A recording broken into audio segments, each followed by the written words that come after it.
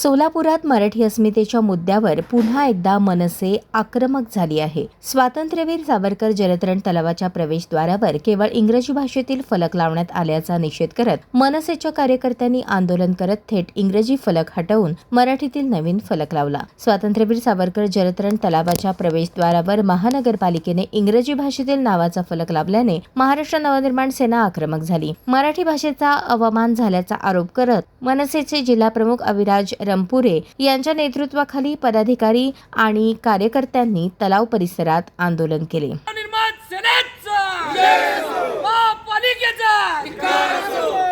मराठी हृदय सम्राट सन्माननीय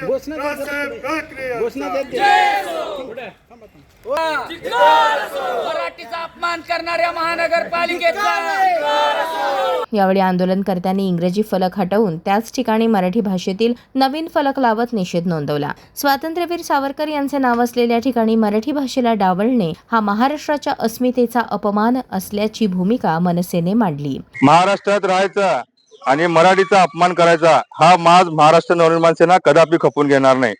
या सोलापुरातील या जलतरण तलावाला स्वातंत्र्यवीर सावरकर नाव मंजूर बऱ्याच वर्षा अगोदर झालं।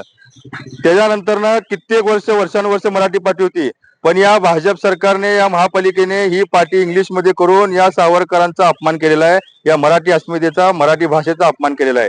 कारण या स्वातंत्र्यवीर सावरकरांनी मराठी भाषा समृद्ध होण्यासाठी आयुष्यभर खस्ता खाल्ल्या। या मराठी भाषेसाठी कित्येक शब्द सावरकरांनी दिले, त्यातलाच एक शब्द महापौर हा शब्द सावरकरांनी मराठी भाषेला दिला। आज या सोलापूर महापालिकेतल्या बसलेल्या महापौरला जर सावरकरांबद्दल जर माहित नसेल, त्यांची जर अभ्यास नसेल, तर हे असे प्रकार होतात। हे प्रकार थांबवण्यासाठी आज पहिलं पाऊल महाराष्ट्र नवनिर्माण सेनेने उचललंय। त्या इंग्लिश पाटीवर मराठी पाटी आज मनसेने लावलेली आहे। महानगरपालिकेने शहरातील सर्व शासकीय फलकांवर मराठीला प्राधान्य द्यावे, अन्यथा यापेक्षाही तीव्र आंदोलन छेडण्यात येईल असा इशारा मनसेच्या पदाधिकाऱ्यांनी दिला।